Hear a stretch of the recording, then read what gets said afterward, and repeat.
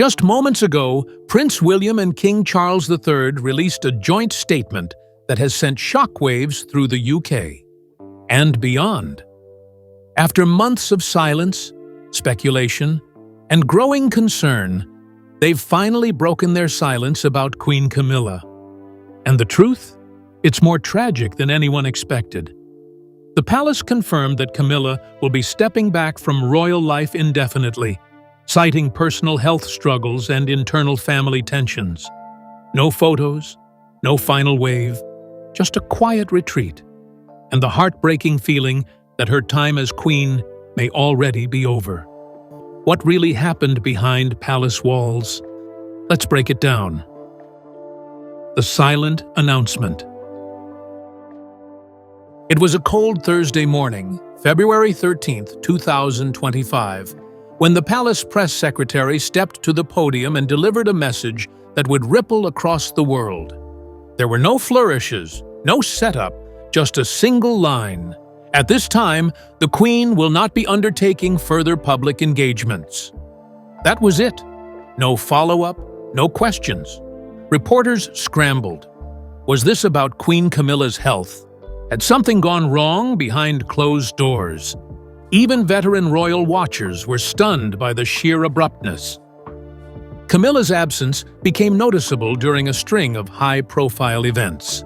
On March 1st, she missed the Royal Commonwealth Service, a key moment in the royal calendar. Then came Mother's Day.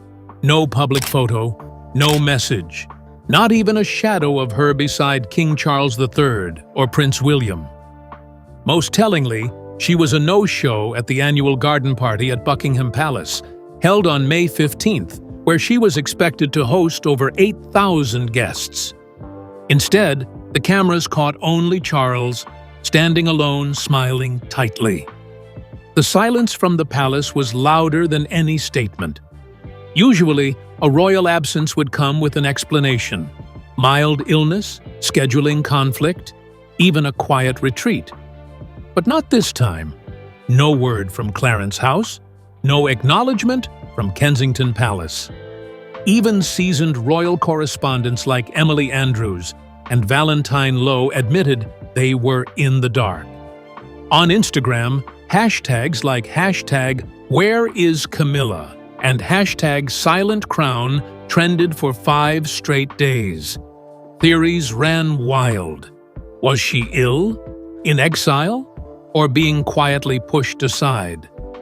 But what truly shocked everyone was that no one, not even Prince William, moved to deny the growing storm.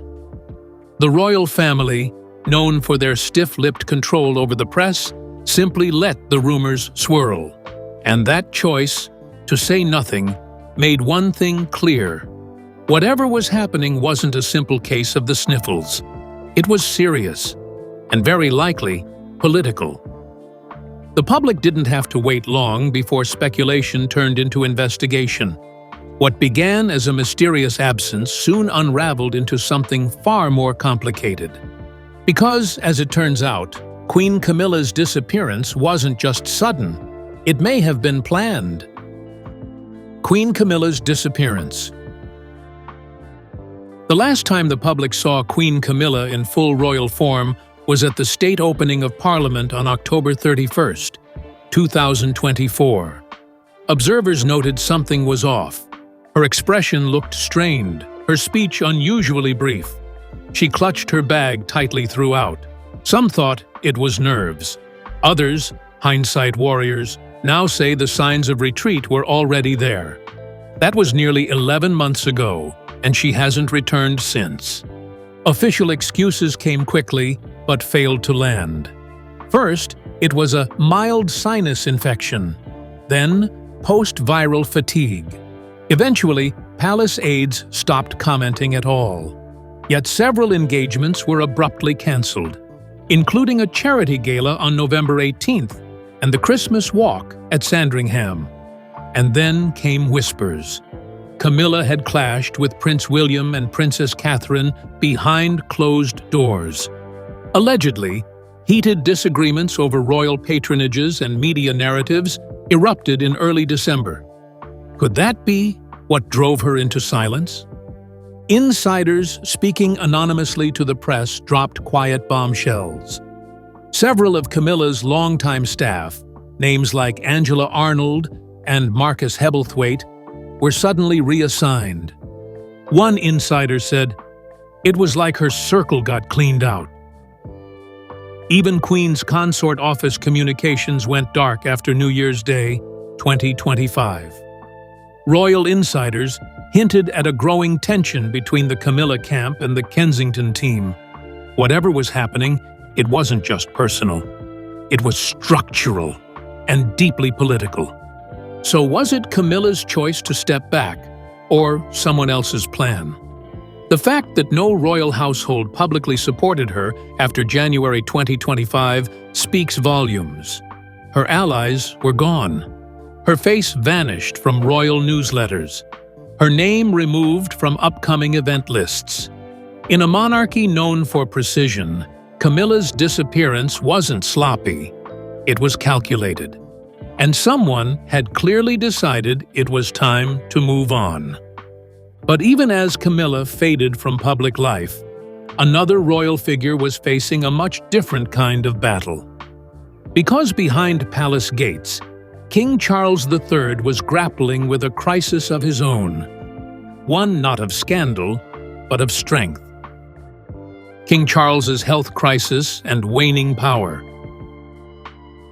The first real alarm bells rang in June 2024, when King Charles III unexpectedly pulled out of the Trooping the Colour rehearsal.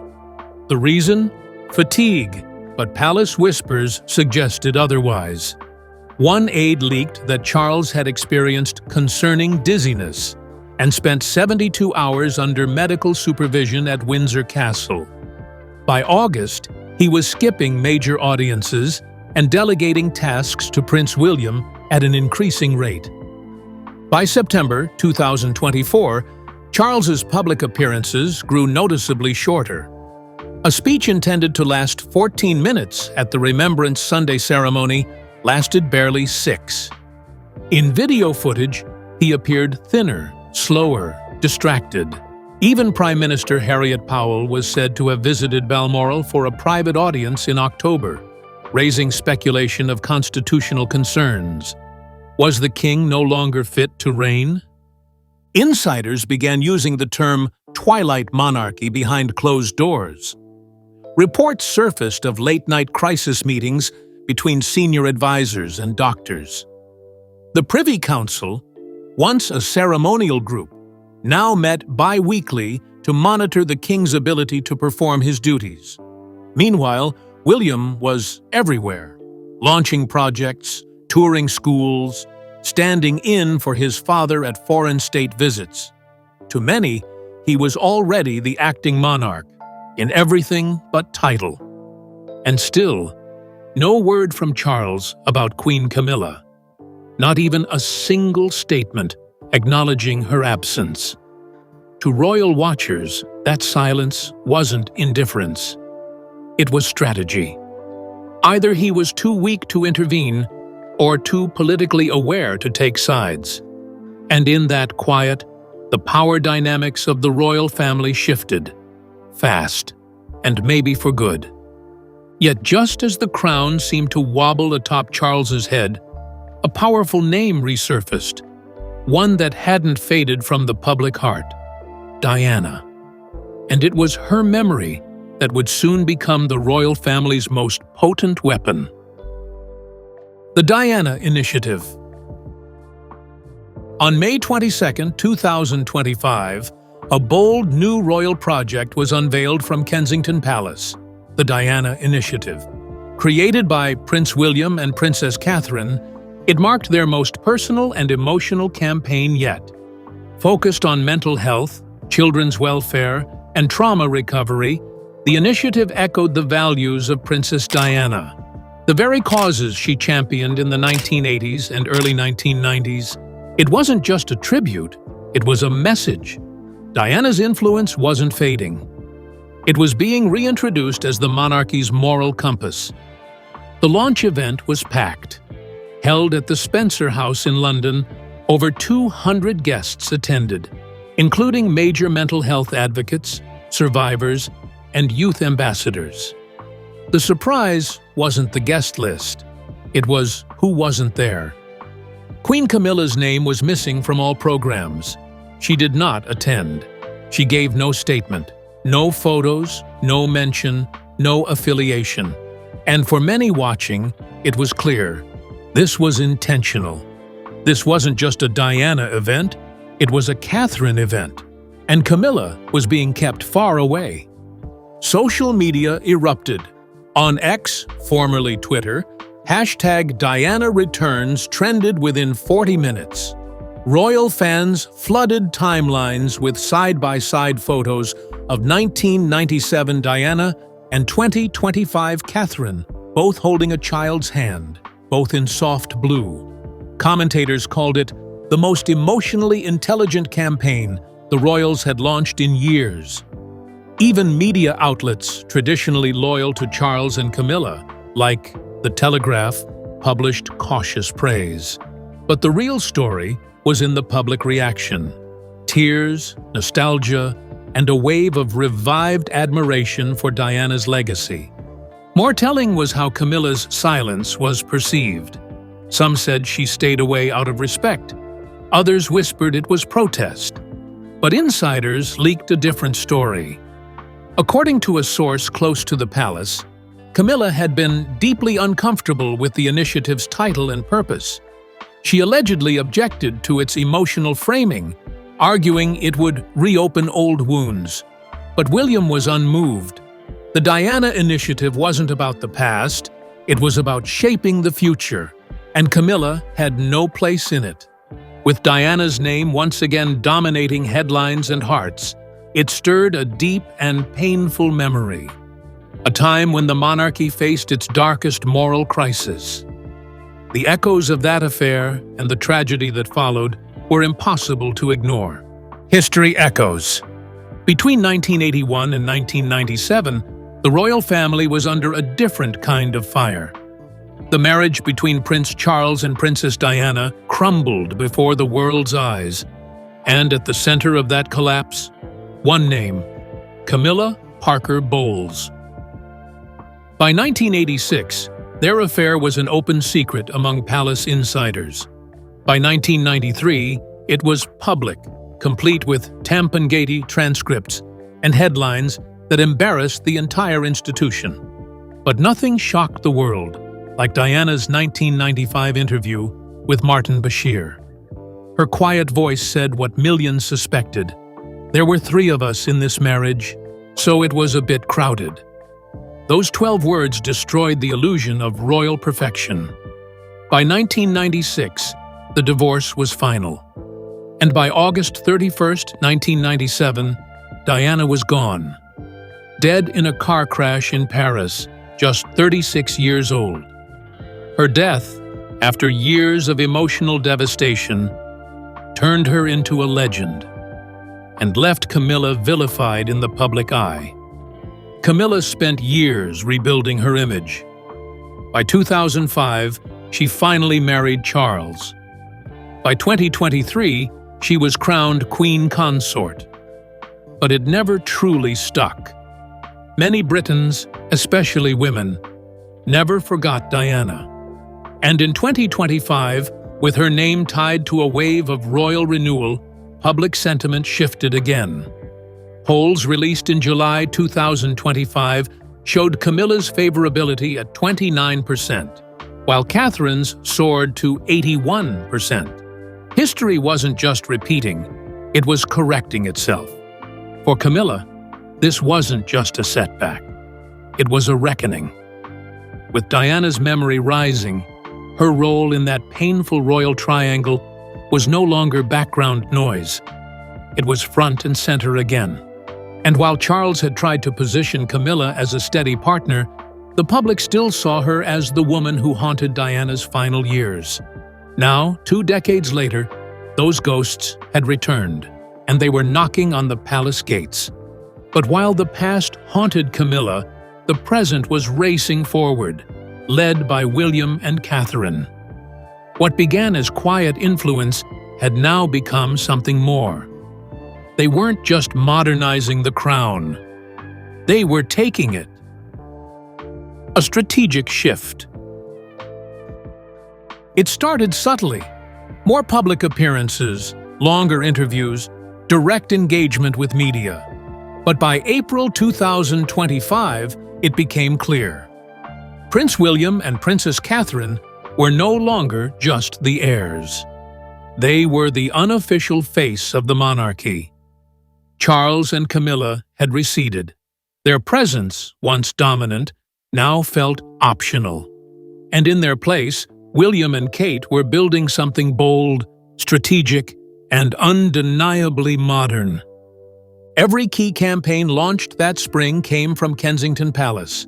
The Early Years Summit on April 14th, the Diana Initiative in May, and the Commonwealth Youth Network expansion in June, all fronted by William and Catherine. Behind the scenes, their communications director, James Moncrief, was reportedly bypassing Clarence House entirely. Royal insiders described a parallel palace forming, a structure that moved faster, cleaner, and without Camilla's team involved at all. Their language also changed. Speeches referenced empathy, legacy, and healing. The name Princess Diana was invoked more times in 3 months than in the last 3 years. Meanwhile, Charles's addresses were short and forgettable. Camilla remained completely silent, and the public noticed. Tabloids began calling it the Second Windsor Wave. Supporters called it refreshing. Critics called it a quiet coup. But either way, it was working. This wasn't just generational change, it was a takeover. The Royal Press Office, traditionally under Charles's control, was now responding directly to Kensington's messaging. Key charities like the National Literacy Trust and Heads Together shifted their branding to focus on William and Catherine. Even Commonwealth leaders began directing their correspondence to William, bypassing Charles entirely. It no longer felt like a transition. It felt like a royal reset, with Camilla written out. As William and Catherine stepped forward, Camilla's once prominent role faded like mist. Just 2 years after her coronation, her influence had all but vanished, and the palace walls began whispering a chilling new phrase, "Queen in name, not in power." Camilla's isolation. When Queen Camilla stood beside King Charles III on May 6, 2023, crowned at Westminster Abbey, it marked the peak of her royal journey. After decades in the shadows, she had reached the throne. But less than 24 months later, she was nearly invisible. Her last confirmed public appearance was over 11 months ago, and inside the palace, her presence was rapidly being erased. Her official portrait was quietly removed from at least 2 royal charity offices by July 2025. Royal aides stopped referencing her title in press briefings by early August, and charities she once supported, like the National Osteoporosis Society and the Poppy Factory, began redirecting patronage requests to other royals. Even her signature monogram, once printed on official stationery, disappeared. At the Royal Ascot in June, a key event she usually attended with pride, there was no explanation for her absence. She simply wasn't there, and nobody said why. For a queen, that kind of silence speaks volumes. Then came the Diana Initiative Gala, hosted on August 17, 2025, at St. James's Palace. It was attended by William, Catherine, and even Princess Beatrice, but not Camilla. Her absence was no longer mysterious. It was symbolic. Some royal insiders suggested she refused to attend as a silent protest. Others whispered she wasn't even invited. One staffer at Clarence House described it bluntly. "She's been sidelined." Quietly and completely, even Camilla's social circle reportedly shrank.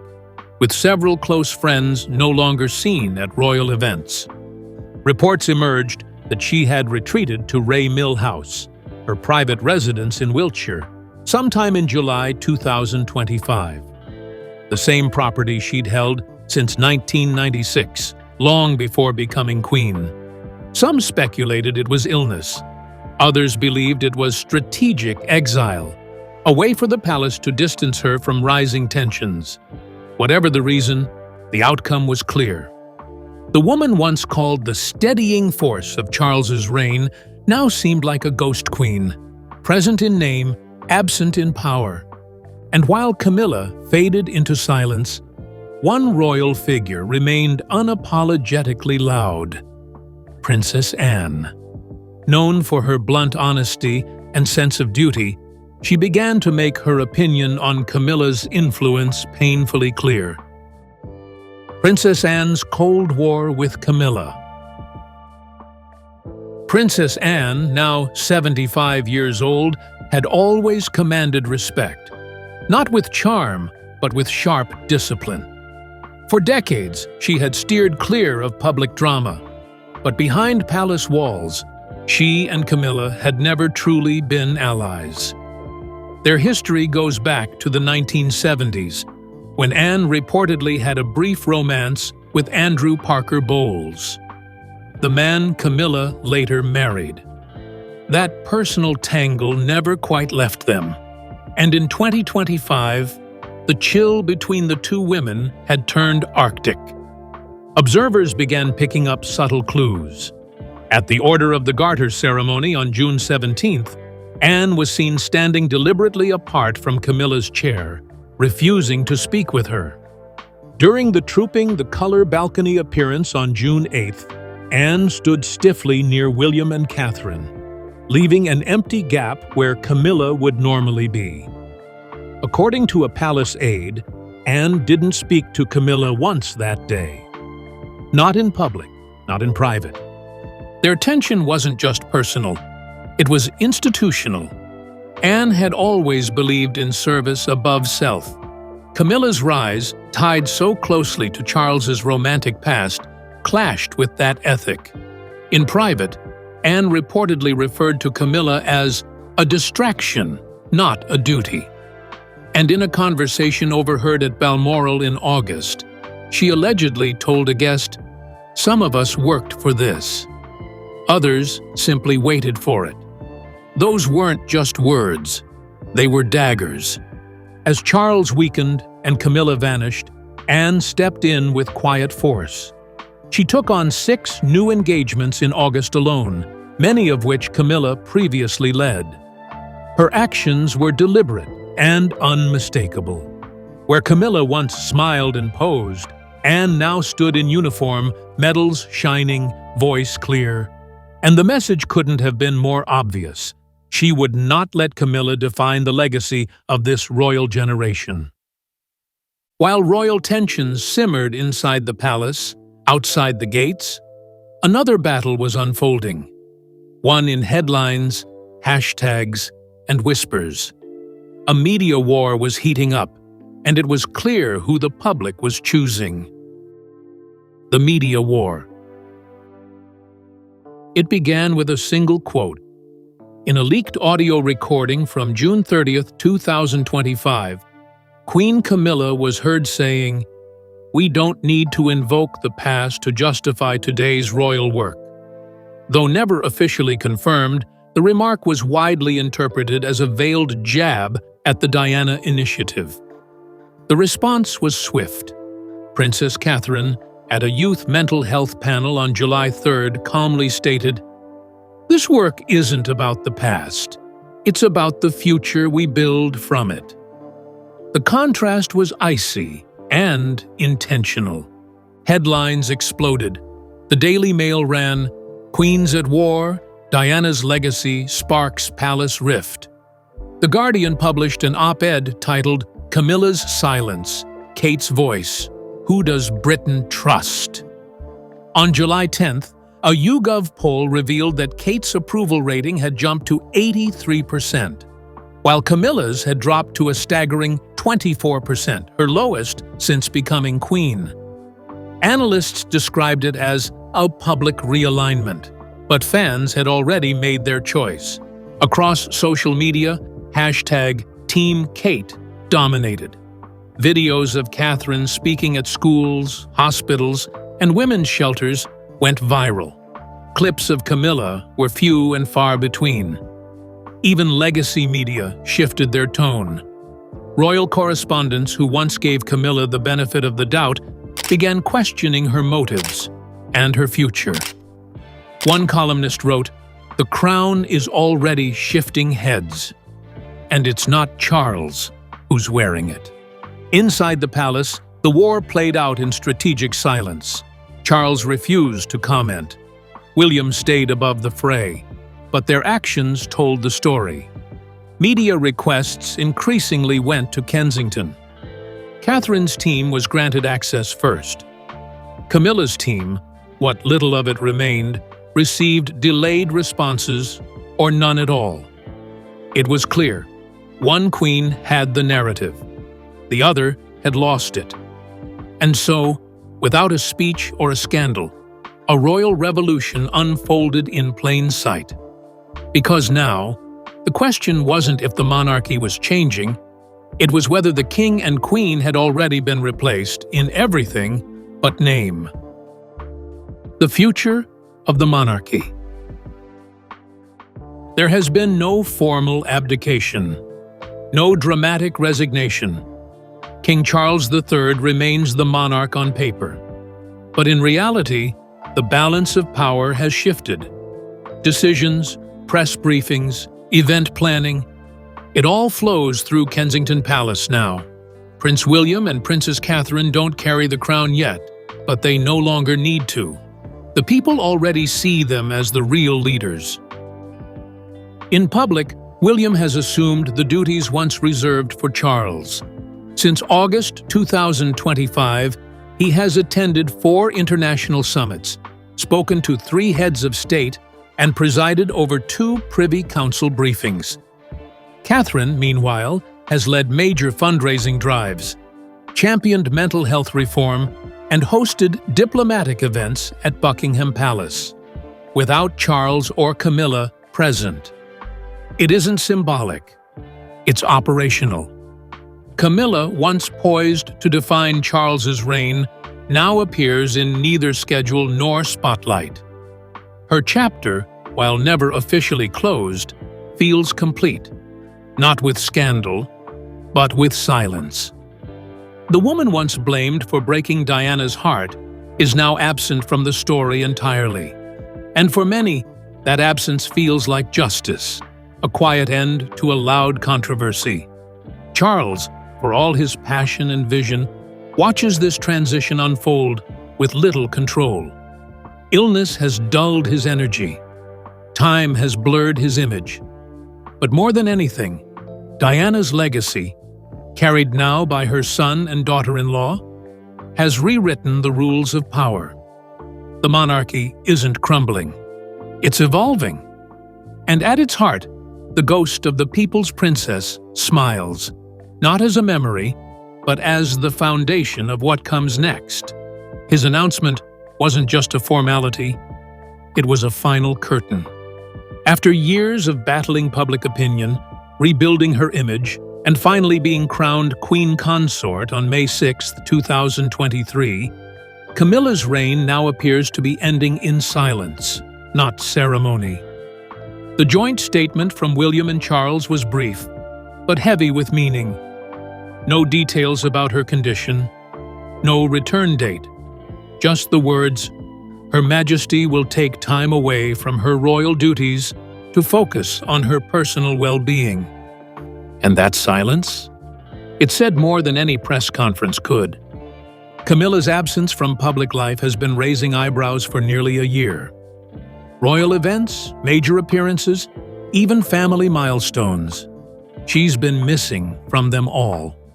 But now, with this official statement, it's clear. This isn't temporary. It's a carefully managed exit. Insiders suggest the decision wasn't entirely hers. Tensions behind the scenes, especially between Camilla and the younger royals, reportedly reached a boiling point in late 2024. And with King Charles's health deteriorating, the pressure to keep the monarchy moving forward fell on William and Catherine. In their statement, Charles and William both emphasized stability, continuity, and respect, but noticeably absent affection, emotion, or any promise of return. To many royal watchers, this moment feels eerily familiar. A powerful woman once seen as a threat to Diana's legacy, now fading into the background as Diana's son and daughter-in-law rise to lead. So what happens next? Well, Camilla may still hold the title of queen, but in the hearts of many, and in the decisions of the palace, that chapter is closing fast. And the future? It belongs to William and Catherine, the couple quietly reshaping the monarchy in their own image, while ghosts from the past refuse to stay buried. This is more than a transition. It's the end of an era,